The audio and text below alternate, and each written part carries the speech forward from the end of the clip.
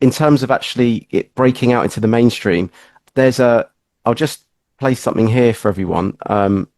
This is 60 Minute Australia. They're talking about cloning humans. Humans made to order, mothers giving birth to themselves, babies conceived just so their body parts can be transplanted. Come with me into the scary new world of cloning. The nightmarish stuff of science fiction has suddenly become a reality. The genie is out of the bottle, said scientists in Scotland earlier this year when they successfully cloned a sheep. And they weren't kidding. Using those same techniques, it's now possible to clone humans. What's more, there are doctors ready and able to do it. In the world we've all known, it's meant to happen something like this. Boy meets girl, they fall in love, and through that relationship they conceive a baby. But now there's a potential new way to create life, and it has many of us terrified. It's called human cloning. It will happen, and it will not be done for the best reasons. It will be done for all kinds of bizarre reasons, but be in no doubt that it will be done. I see it as just one more tool in the whole array of tools that we now have to help people have children. I think that's a very, very important reason that cloning should be allowed. The battle has been joined, even as the first cloned baby remains a glimmer in the eye of scientists. After all, what we're talking about doing is making exact replicas of ourselves.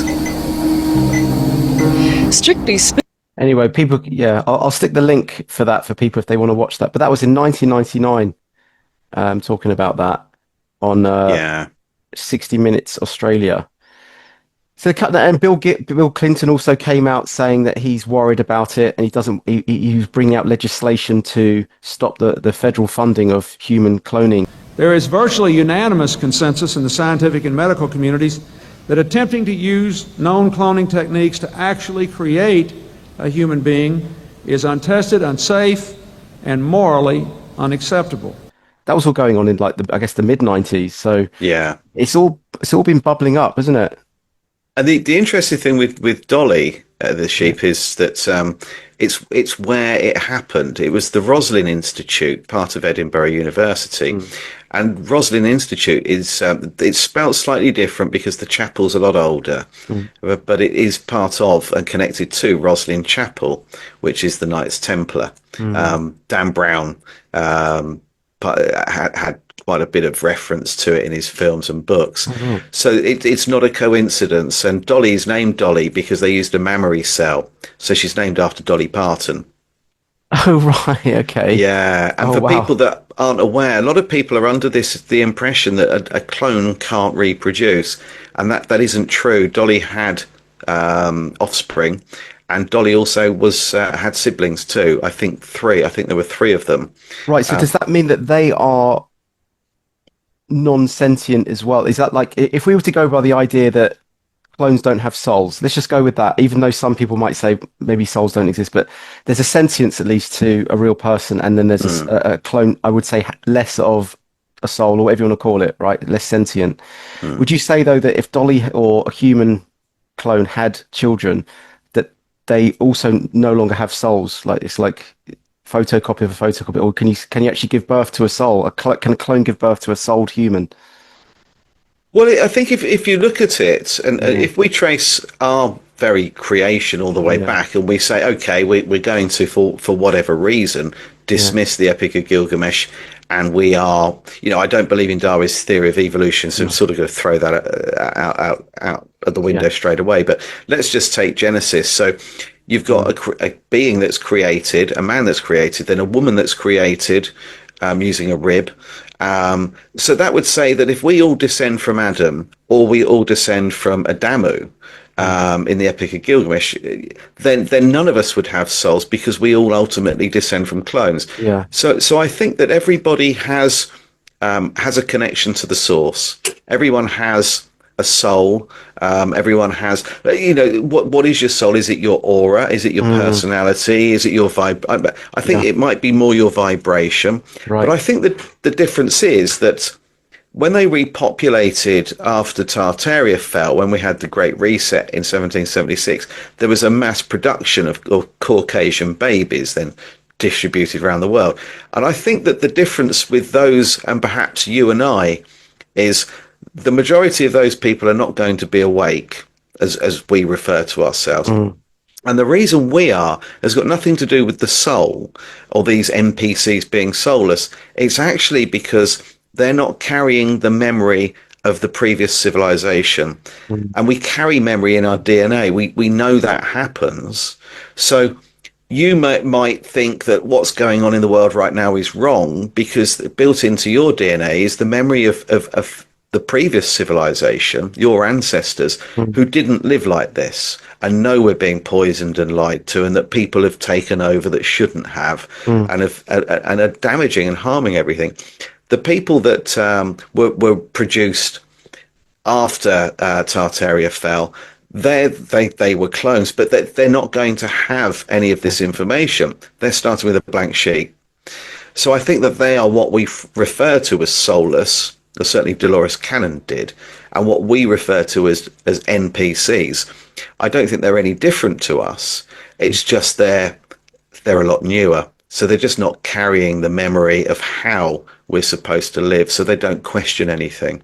Because I've heard that we all get our memory wiped when we die, but I'm guessing though that we have that still in our DNA. That's what we're saying. It's in the Akashic records, or however you want to describe it. So it's Yeah, that's where we would say instinctively, intuitively that we know something's off, and that's where our yeah, wisdom comes from. When we're assessing the world, we can just sense yeah. it because we have that ancestral history within us, right? That's kind of That what we're saying. link that That we're link, yeah, almost uploading and yeah, downloading, yeah. and a lot of people, the Gnostics, say that that's how we have always done it. We communicate, we send and receive information Mm, from the heavens yeah. or the ether. The ether, I suppose, in science would be dark matter. Mm, It's all the same thing we're talking about. But if you want to stop our connection to the universe or to whatever, you could put a bubble around us, a belt of radiation, and you could call it the Van Allen belt. You could call it the firmament, something to mm, block us. And then what you could do is chemtrail. So you could then cover the sky in metals like aluminium and so on. And that would also harm our connection too. So I think that our connection to the source, and how we receive and transmit information and memory is also being damaged by chemtrailing. I don't think it's just about land and farming and cutting off our ability to grow crops, so we end up with this GM kind of route and eating synthetic meats and mm. bugs and so on. I think that's part of it, but I also think that it's blocking us from being able to access those records. I think that that's part of it. Absolutely, and also blocking the sunlight as well. You know, No vitamin that's what. D. Yeah, and We're all also fed I up. think the sun actually isn't what we think it is. It's providing photon energy that reacts with our DNA, or pineal gland, whatever you want to call it, and speeds up our evolution. In this in this context, not Darwin's evolution, but like speeds up Yes. our kind of awakening process and our ability to connect more. Because I did you not say this, but I think that at some point we probably were all telepathic. We were probably Yes. all able to have those what we would see as clairvoyant skills, but we've lost those, but they're still dormant within us. And I think that as we react with the sunlight and as the earth, whatever you want to call it, whatever realm we're in, starts to vibrate quicker or go through its own sort of journey of awakening, then we do, fractally, we will at the same point. So people that the ones in charge are the ones kind of trying to control us are trying to put a block on that, blocking the sunlight, chemtrails, GMO, controlling the food sources to dumb us down because they know that they're having to compensate for the fact that we are connecting more and we're tapping more into those genius skills, leaning into that genius a little bit more, right? Which is our actual ambient human gifts that we've had just laying there dormant. And that's kind of why they're trying to push, as we're starting to awaken, they're pushing down, with all this stuff that's going on in the Yeah. world. And I think they can compound it further Right. and make us, if you like, more stupid. by making us slowly become dependent upon AI. So we no longer have to think for ourselves. And then we'll reach a point where with AI, where we're using it so much that we stop the ability of being able to research and find things out. And then we'll get to a point where they'll say, well, we can't go any further than this unless you have the Neuro link or an alternative. And I think that that's what the push is towards. So we have this hive kind of one mind sense where all of us know exactly the same thing, and we can be fed any old crap or fake narrative they like. We won't be able to think for ourselves anymore. And I think that that is the cause of AI. I think that's the true purpose of it. It's to make us totally independent upon something else telling us information rather than us researching it or discovering it and then absorbing it and storing it as a memory. I think that that's all part of it. Yeah. So and using your intuition as well. Like you wouldn't use your intuition anymore. And that's an important part of being a human, is to like that instinct, that intuition, that knowingness without knowing why you know it. You just know, that kind of thing. Because if you're always going to AI, then you're absolving your own innate abilities, and you're just passing, you're abdicating it for just this machine, right? That's kind of what we're saying. I mean, I use ChatGPT to create artwork for me. Right. Because each time I put a post up, then I put a bit of artwork with it, so people have got something to look at. Because I used to be a graphic designer years ago, but I just don't have the time, so I use it for that. What I don't use it for is to give me advice on something. I'm not about to enter into a relationship with it. I don't treat it as a doctor.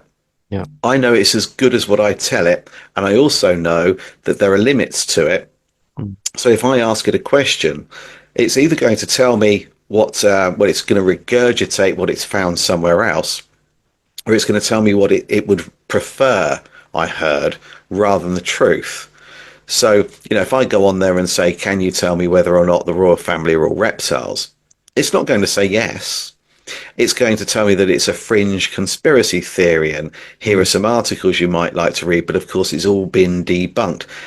And slowly people are using ChatGPT as kind of some source of the truth, when it isn't. It's not the truth. It's doing two things. It's accessing everybody else's data that they've put into Reddit and other places. And the second thing is it's controlling a narrative, and very slowly it's going to start twisting what it says to you, so you start believing certain things. A little bit like we saw in 2020 with social media and actors, and even over here, on EastEnders, the characters on EastEnders were talking about being ill and going up the doctors to take a medical intervention and so on. So I think it's going to be used to drive us into this kind of situation where we are totally controlled and can no longer think for ourselves. Yeah, and uploading our consciousness into some kind of cloud or whatever. There's a Black Mirror episode where this guy does that. He takes their DNA, or like a kind of, they've just had a drink of coffee or something. He'll take that coffee cup away, take that bit where their lips have touched it.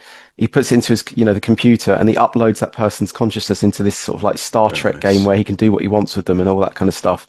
Is that kind of thing, though, uploading that consciousness, and then people are going to think, oh wow, I can live forever. Well, Clonaid offer that as a service. It's called the Lazarus Project. Oh my gosh! And that's consciousness transfer. No. Yeah. Really, they're doing it already. Yeah. Yeah, the Lazarus Project. Lazarus Project, and so the idea of that is when you go to sleep at night, that let's say that you are a Hollywood celebrity and you've been cloned. So the idea of the cloning is also what we call selling your soul to the devil. So when you sell your soul to the devil, you're signing a contract, and in amongst that contract, which is with the Illuminati, is to be cloned. You said that before, right? So when you say they're selling their soul, that's what you believe it to mean, right? Cloning yourself, right? Okay. Amongst other things, they're going to be asked to do all sorts of stuff, because obviously, we know that there's a satanic side, very dark side, and to what they worship. We're talking about Baphomet and so on. So we know that it's kind of a dark belief system, if you like. So you sell your soul, and allegedly, in exchange for that, and Bob Dylan did say this, that in exchange for selling your soul to the devil, your music skills will be enhanced, your songwriting, your singing, everything will be enhanced, but you now report to the devil himself. And that may be, that may be a being, an entity, or it may be something, that's truly physical and takes the form of a human shape. I don't know. I don't know anybody that does know, but the deal is that they then clone you, and that clone is then used for all sorts of things. I mean, it can stand in for you if you can't make it to an event, but it can also be used in parties and rituals where everybody can have a go on it and do whatever they like to it, and they can make as many as they like. So what they do is when you go to sleep at night, when you go into REM, they upload your memory and it's transferred into the clone.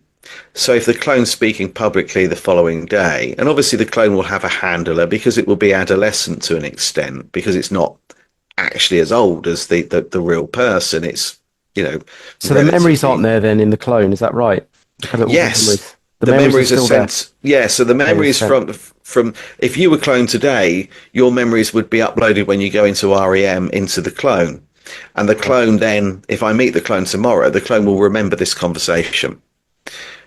But what you won't remember is anything that's experienced by the clone itself.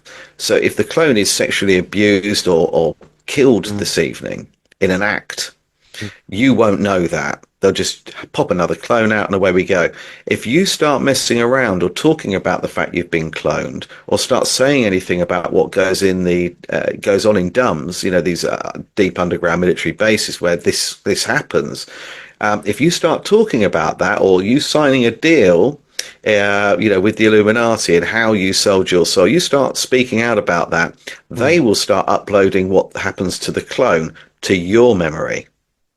Oh, so right. So they can torture the clone and then reverse. And then you'll wake up. Right. So you wake up the following morning, and you think you're having a heart attack. You've got pains in your back, but the doctor can't find out why. And then you end up having heart failure or an aneurysm. That's normally what happens, but heart failure. So you can pick people throughout history. Do they agree to it then, do you think, these celebrities? Do you think they say yes, or because they can't deal with the workload and they just want to they think it's a safety thing as well, do they? Oh, right. So what do they agree to selling their soul? Well, like the clone, so I've heard they don't know they're going to be cloned. For instance, do they not know? They don't know. No, they don't realise that's what they're doing. They've got no idea.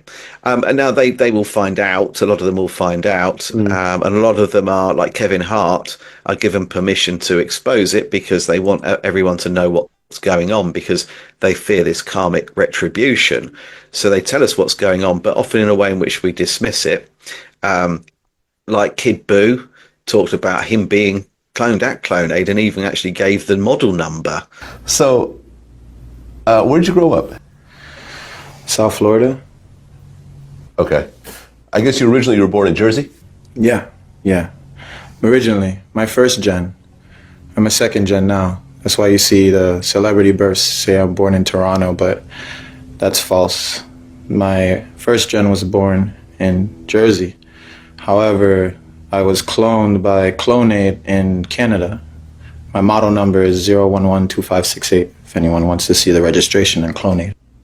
Okay.